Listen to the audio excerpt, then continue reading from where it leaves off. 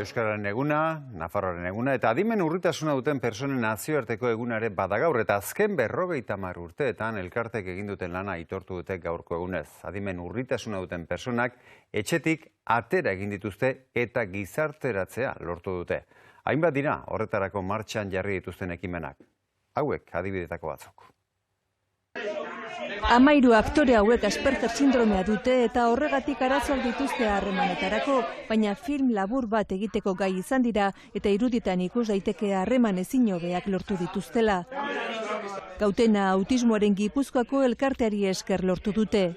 Sacarme unas oposiciones y pues hacer lo que yo he estado estudiando.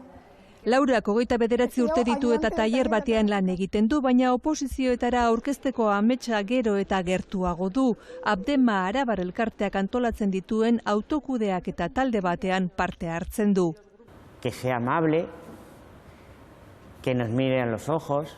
Juan Cruz, Gorabideren bitartez, aurrean duten pertsona irisgarria izatea zein importantea den azaltzen ibiltzen da enpresa eta elkarteetan. Orain, jasotakoa bueltatu nahi dugu. Naiarak berriz, hainbat eta hainbat ekitalditan voluntario lana egin du. Del Banco de Alimentos, la Lilatón. Atzegiren gure txanda kanpainan parte hartu du. Ikusten da, gizartean egunerokotasunean bazkenean gauza asko lortu diala, inklusio aldetikan. Adimen urritasunaren nazioarteko egunean Euskadiko 13 elkarteak hemen Donostian bildu dira, hausnarketa egiteko eta etorkizunaz hitz egiteko. Adimen urritasuna dutenak beraien bizitzaren protagonista izatea dute helburu. Hoy es el Día Internacional de las Personas con Discapacidad Intelectual, una oportunidad para reconocer la labor de las asociaciones que en los últimos 50 años han conseguido dar un giro en sus vidas. Han logrado que salgan a la calle y cada vez estén más integrados en la sociedad. Las iniciativas para lograrlo son muchas. Estas son tan solo un ejemplo. Estos 13 chicos tienen el síndrome de Asperger que les dificulta relacionarse con el resto. Sin embargo, han conseguido grabar un cortometraje y por las imágenes se ve que la comunicación entre ellos ha sido perfecta. Lo han logrado gracias a la asociación Gautena. Sacarme unas oposiciones y pues hacer lo que yo he estado estudiando.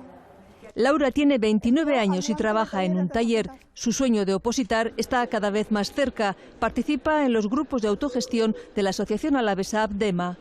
Que sea amable, que nos mire a los ojos. Juan Cruz, con la ayuda de Gorabide, explica en empresas y entidades lo importante que es para ellos que las personas sean accesibles. ¿Quién mejor que nosotros para saber que con ayuda todo es posible? Por eso, ahora queremos devolver lo recibido. Y Nayara ha sido voluntaria en muchos acontecimientos. Del Banco de Alimentos, la Lilatón. Forma parte de la campaña Gure Txanda da de Atzegi. Las personas con discapacidad no existían, eran invisibles para la sociedad, ¿no? Entonces hemos ido evolucionando en 50 años a un modelo donde las personas son el centro de la atención.